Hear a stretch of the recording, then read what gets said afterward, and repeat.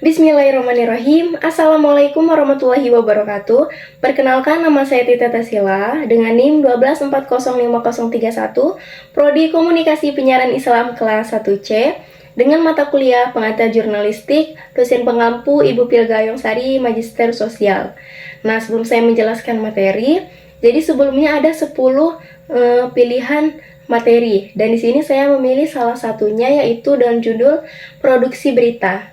Nah, jadi sebagai sebuah industri, media pers menghasilkan produk berupa karya jurnalistik. Nah, yang bentuknya sesuai dengan jenis media. Ada media cetak, online, TV, dan radio. Produksi berita adalah suatu mekanisme yang menghasilkan produk berita, yang dimulai dari perencanaan, peliputan, pengolahan, hingga publikasi. Nah, alur produksi berita cetak, online, TV, dan radio ini memiliki kesamaan yang dimulai dengan peliputan, pengolahan, hingga publikasi atau penayangan. Dibedakannya hanya formatnya saja. Nah, produksi berita cetak ada berupa tulisan yang ada di majalah atau koran. Nah, sedangkan berita online itu berupa tulisan tetapi melalui website. Nah, selanjutnya ada berita TV, adalah berupa audiovisual melalui televisi. Dan yang terakhir, radio. Nah, radio adalah berupa audio di radio. Nah, lanjut, alur produksi berita. Seperti yang sudah saya sebutkan tadi, bahwa alur produksi berita ini dimulai dari perencanaan, peliputan, pengolahan, hingga publikasi. Nah, perencanaan ini adalah perencanaan berita yang akan diangkat, yang mencakup tema, angle, dan narasumber. Nah, sedangkan peliputan adalah pengumpulan materi berita yang akan diangkat sesuai dengan perencanaan. Nah, selanjutnya ada pengolahan. Nah, bahan-bahan hasil liputan reporter ini akan diolah nih oleh redaktur atau produser. Nah, yang terakhir ada terakhir ada publikasi. Nah, publikasi ini yaitu hasil olahan dari redaktur atau produser yang akan dipublikasikan, sehingga bisa diakses oleh pembaca atau pemirsa. Nah, kita lanjut ke perencanaan lagi, perencanaan pemberitaan. Nah, perencanaan pemberitaan ini dirumuskan dalam suatu rapat redaksi.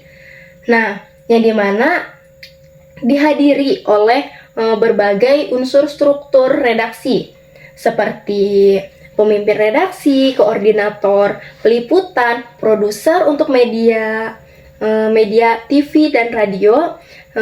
Selanjutnya ada redaktur untuk media cetak dan online, dan masih banyak lagi lainnya.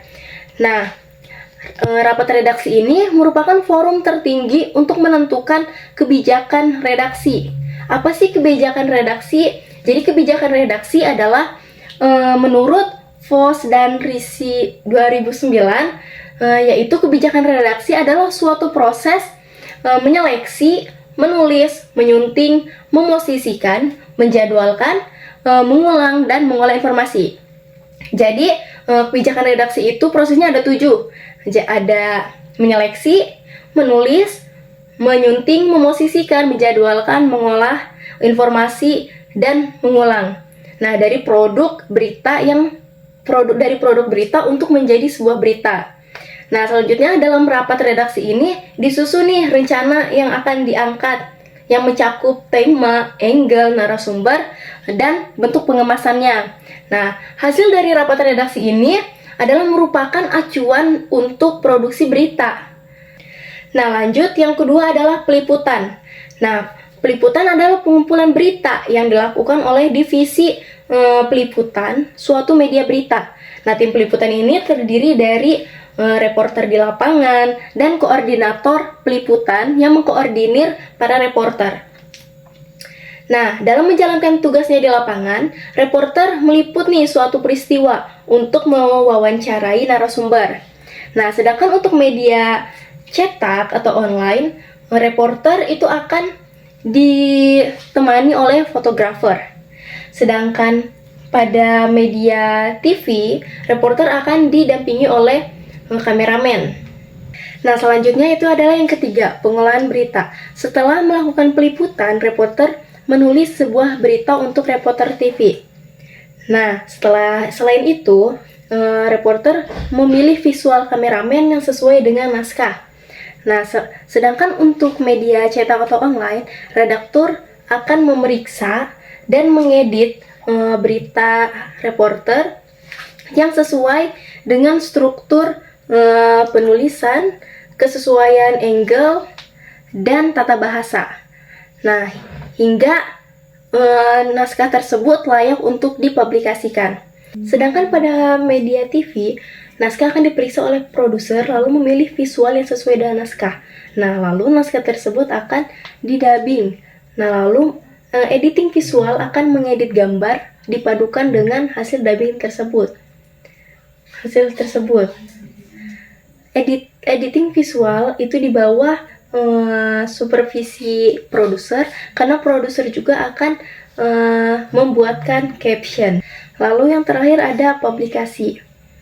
Nah, hasil dari redaktur itu akan dimuat di koran atau majalah. Itu untuk media cetak.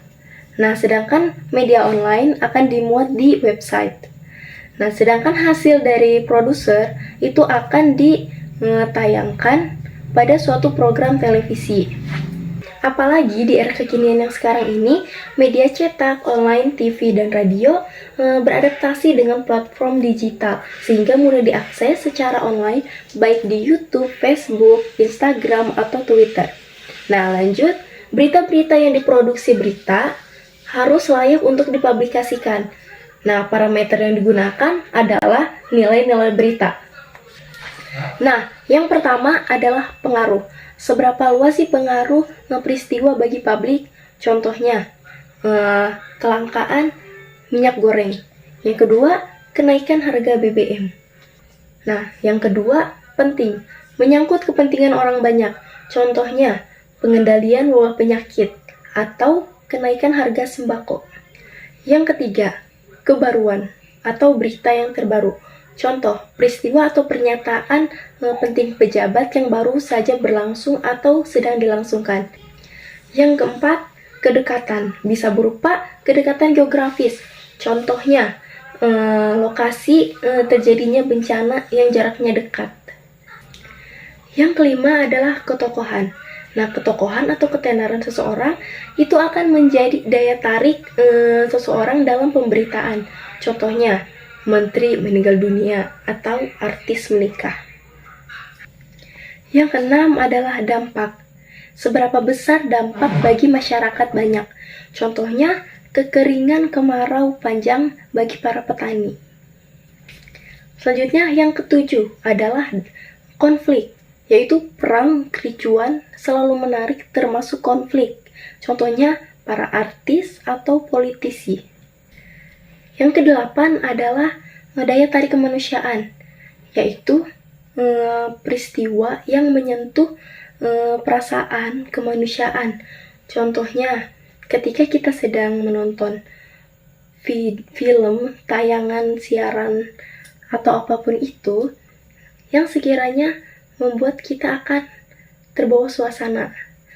Misalnya, entah itu akan sedih atau tertawa, atau bahkan kita bahagia. Yang kesembilan adalah keanehan, yaitu fenomena yang selalu menarik perhatian. Contohnya, misalnya manusia bisa berbicara dengan hewan.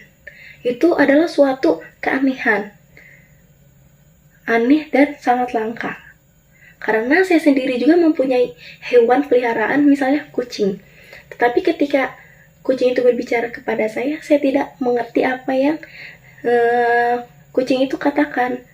Dan ketika saya mengatakan kepada kucing itu tidak mengerti apa yang saya katakan. Nah, jadi mungkin karena ada kelebihan dan kekurangannya, tidak semua mungkin bisa berbicara dengan hewan. Nah, mungkin ini saja yang bisa dapat saya sampaikan. Kurang lebihnya saya mohon maaf. Wassalamualaikum warahmatullahi wabarakatuh.